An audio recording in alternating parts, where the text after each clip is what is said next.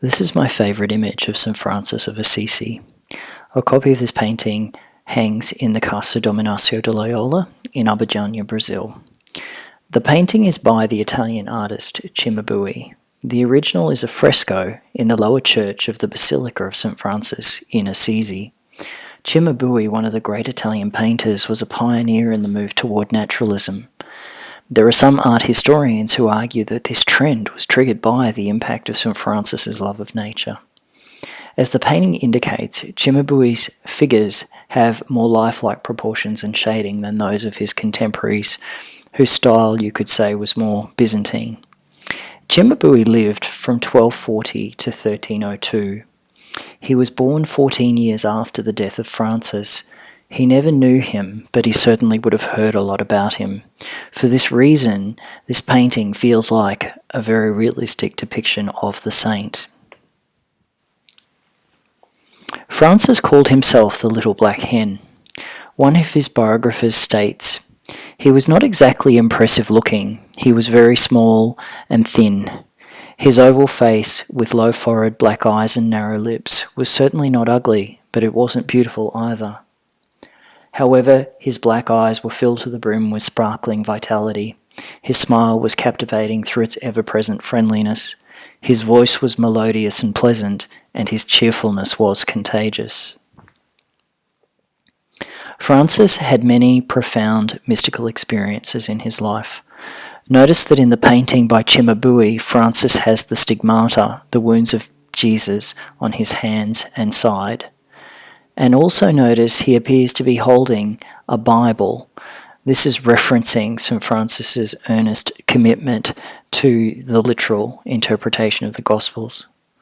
Ordinarily, we see St. Francis holding a tau, a T-shaped crucifix, and the crucifix is central to our understanding of Francis. His mission was triggered by a mystical experience in front of the crucifix on the left of this screen. This is the first in a series of clips aimed at providing some background information on St Francis ahead of our meditation day at the Cottesloe Civic Centre in Perth, Australia on Sunday the 4th of October 2015.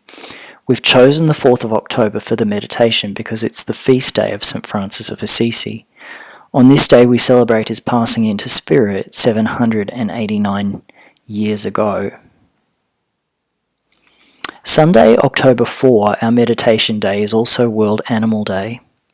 For many people, the love of animals and the love of nature is the first thing that comes to mind when they think of St. Francis. Churches around the world celebrate the blessing of the animals on the first Sunday in October. Arguably the most famous of these is the Church of St. John the Divine in New York City. Since 1984, St. John the Divine has celebrated the beauty of the animal kingdom in a silent procession of all creatures great and small. This is a spectacular event, as you can see from these beautiful photographs.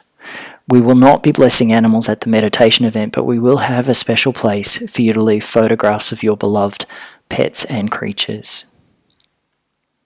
As you'll learn from this series of clips, St. Francis was a radical and he transformed Christianity by going back to the Gospels. He sought to live the teachings of Jesus. His example, his perfect example, his being deeply touched people. He was also a poet and he contributed many beautiful prayers and sayings that continue to be relevant to us. I particularly like the one on this screen. We'd love you to join us at this meditation day, all day, or for just the morning or the afternoon session. We're going to work together at this event to honour St. Francis and to contribute our energy to the transformation of Perth, our country and our world. Please, please join us if you can. And just reminding you that it's essential that you register online if you wish to attend this special meditation event. Seats are limited.